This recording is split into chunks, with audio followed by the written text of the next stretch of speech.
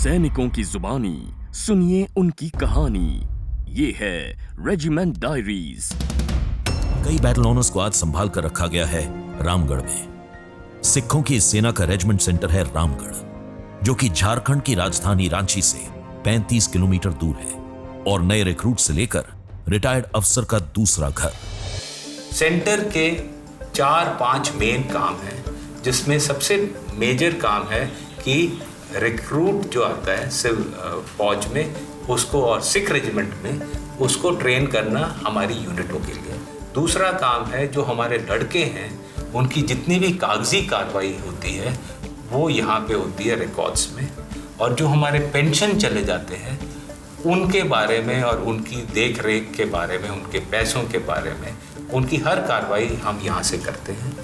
और आखिरी काम है हमारे जो स्पोर्ट्समैन हैं जिन्होंने देश का नाम रोशन किया है, हम उनकी यहाँ पे सिख रेजिमेंट वाले स्पोर्ट्समैन की ट्रेनिंग करते हैं। साथ ही रेजिमेंट सेंटर में मौजूद है सिखों की सेना के इतिहास का साक्षी इनका म्यूजियम, जहां मेडल्स, ट्रॉफीज, वॉर हीरोज की कहानियों के साथ साथ इनकी विरासत की झलक दिखती है। आज़ादी से पहले और आज़ादी के बाद जितनी भी महत्वपूर्ण लड़ाइयाँ लड़ी गई हैं, जितने भी सिख बहादुरों ने वीरता पुरस्कार अर्जित किए हैं और जितने भी हमारे स्पोर्ट्समैन ने अपना परचम मैदान में लहराया है, उन सभी के बारे में आपको बहुत ही विस्तार पूर्वक जानकारी सिख म्यूजियम में से हमारे हासिल हो सकती है।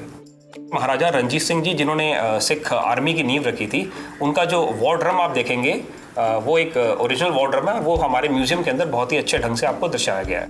और आज सिख रेजिमेंट भारतीय सेना की सबसे सम्मानित रेजिमेंट है।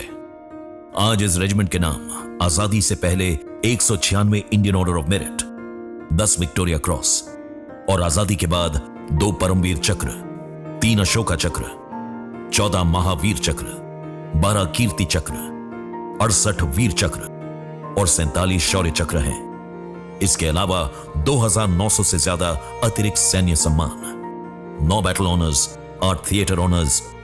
खालसा पंथ में विश्वास रखने वाले सिख सैनिकों के धर्म की परिभाषा आज है हिंदुस्तान। खालसा वो हैं जो कि अपने साथ ये 5 जरूरी चीजें हमेशा लेकर चलते हैं: केश, कड़ा, कंघा, कशेरा और किरपान। और आज भी यही छवि सिख रेजिमेंट के पहनावे में दिखती है। सिखों की पगड़ी उनके अस्तित्व का बहुत बड़ा हिस्सा है और यही वजह है कि इतने सालों में कभी भी पगड़ी की जगह हेलमेट ने नहीं ली।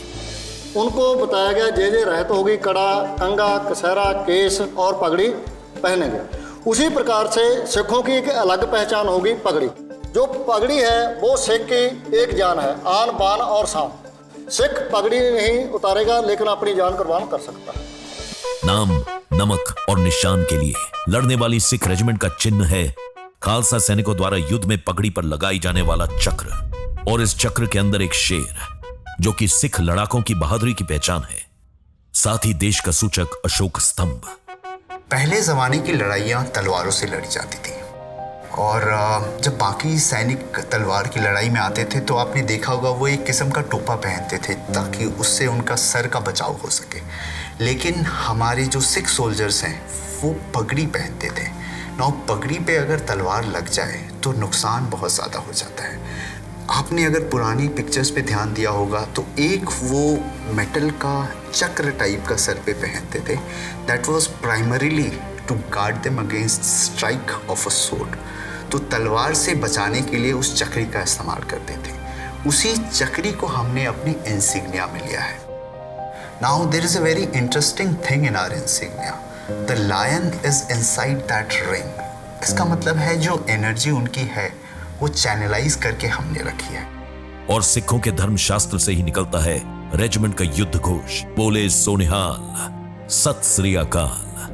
बोले सोनिहाल सत श्री अकाल कि अगर आपने you have believe in God, अगर आप भगवान में भरोसा करते हैं और सच के साथ हैं तो जीत आपकी पक्की होगी। सिख रेजिमेंट का एक सैनिक 1.25 लाख के बराबर माना जाता है। यह सिर्फ इसलिए नहीं कि ये ऐसी मिट्टी के बने हैं जिसकी रग रग में बहादुरी है, बल्कि इसलिए भी कि इनकी ट्रेनिंग उस बहादुरी और उस जज्बे को ऐसा हथियार बनाती है जिसके आगे कोई टिक नहीं पाता।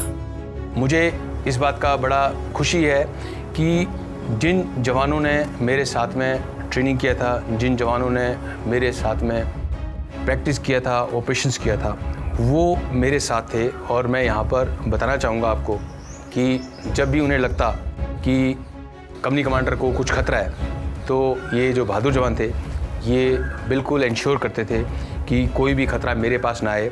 और एक दो जवान ऐसे थे जो कि बोलते कि साहब आप आगे मत चलो, हम आपके आगे चलेंगे। और वो एक्चुअल में मेरे आगे चले हैं टू इंश्योर कि जो है कंपनी कमांडर को जो है कोई प्रॉब्लम ना हो, कंपनी कमांडर को कोई कैजुअलिटी ना हो। सिख रेजिमेंट की ट्रेनिंग योजना युद्ध के अनुभवों को ध्यान में रखकर ही बनाई जाती है और तैयार किया जाता है ऐसा सैनिक जो किसी भी मौसम, जमीन, परिवेश और चुनौतियों का सामना कर सके।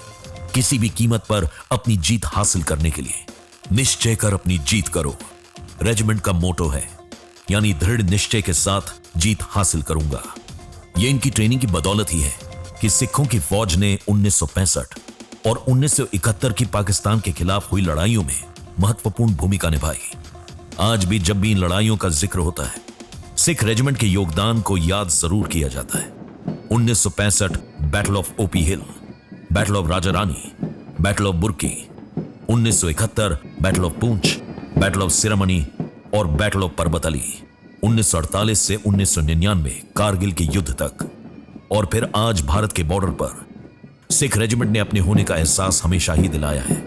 सिखों ने भारत की वफादारी में बहुत खून बहाया है, लेकिन इस खून के कतरे कतरे की आज बात होती है। लड़ो तो सिखों जैसे, मारो तो सिखों जैसे। 2015 में ऑस्ट्रेलिया के कैनबरा स्थित वॉर मेमोरियल के लिए भारत की ओर से गया एक खास तोहफा। यह तोहफा था एक सिख सैनिक की प्रतिमा जो कि सभी सिख बटालियंस के पास है। यह मान सिंह नाम के सैनिक की है जो कि पहले विश्व युद्ध के दौरान फर्स्ट सिख रेजिमेंट के साथ ऑस्ट्रेलियन आर्म्ड फोर्सेस के साथ थे और अपने दम खम से इन्होंने सबको प्रभावित किया। 6 फीट 4 इंच का लंबा कद, बिल्कुल गठीला शरीर, और इन्हीं सब कारणों की वजह से मान सिंह को उस समय का एक आइडियल सोल्जर माना गया था। मान सिंह जो था ये एक बहुत तगड़ा सोल्जर गिना जाता था। और उस ज़माने में जो ग्रेनेड होते हैं, तो ग्रेनेड हाथ से जब फेंकते हैं तो ये मान सिंह की एक ख़ास खासियत ये होती थी कि वो ग्रेनेड जो था नॉर्मल था, जो HE-36 ग्रेनेड उस वक्त होता था, तो वो मतलब कि 35 गज तक उसको फेंक सकते ज़्यादा से ज़्यादा, पर ये उससे भी 10-15 गज दूर फेंकता था उसी ग्रेनेड को। तो जो आप प्रतिमा देखेंगे उसमें जूते उल्टे पहने हुए हैं, ग्रेनेड की जगह कंडेंस्ड मिल्क का पैक हाथ में है, सैचल का एक ही बेल्ट लगा हुआ है और शायद राइफल का एक बोल्ट भी अनलॉक्ड है। तो ये इस चीज़ को दर्शाता है कि लड़ाई के वक्त में अगर आपने कुछ हासिल करना है तो उसको हासिल करने के लिए जब शायद आपका वो वक्त होता है जब आप आराम कर रहे होते हैं या जब आप चैन से होते हैं, तब आप प्रैक्टिस करें। What we call it is more you sweat in peace, less you bleed in war. So ये प्रतिमा उस भाव को चरितार्थ करती है। इसके अलावा कई और एथलेटिक स्पोर्ट्स हैं जिसमें जवानों ने अपना कमाल दिखाया है। रेजिमेंट के नाम कई खेल पुरस्कार हैं। हॉकी के लिए लेफ्टिनेंट कर्नल हरिपाल कौशिक वीर चक्र, और बॉक्सिंग के लिए पद्मश्री सूबेदार कौर सिंह विशिष्ट सेवा मेडल को अर्जुन पुरस्कार दिए गए। बॉक्सिंग में रेजिमेंट का नाम रोशन करने वालों की फहरिस्त में शामिल हैं हवलदार मुलक सिंह VSM, हवलदार बख्शीश सिंह VSM, सूबेदार गुरचरण सिंह जिन्होंने 1996 और 2000 में भारत की ओर से ओलंपिक्स में भाग लिया, और साथ ही सूबेदार मनप्रीत सिंह जिन्होंने एशियन गेम्स में गोल्ड मेडल जीता। इसके अलावा एथलेटिक्स इवेंट्स में नाम लिया जाता है हवलदार मान सिंह का, रोइंग में अर्जुन अवॉर्डी सूबेदार स्वर्ण सिंह का, एशियन गेम्स में सिल्वर मेडल पाने वाले सूबेदार रंजीत सिंह का, हवलदार गुरिंदर सिंह का, शॉटपुट में हवलदार सुखविंदर सिंह और जैवलिन थ्रो में हवलदार दविंदर सिंह का। सिख रेजिमेंट की जिंदा दिली के भी बड़े चर्चे हैं। जितना वो मैदान जंग में ऊंची आवाज में युद्ध घोष की दहाड़ लगाते हैं, तो वहीं फुर्सत के पलों में ये जुबान मीठी हो जाती है।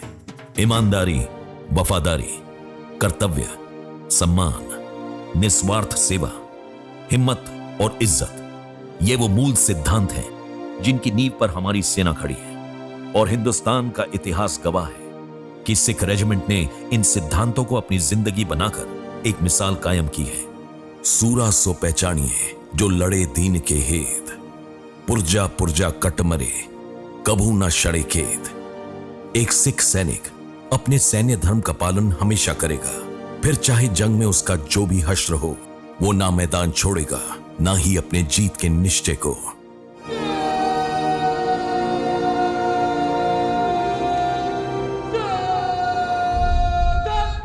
सैनिकों की जुबानी, सुनिए उनकी कहानी।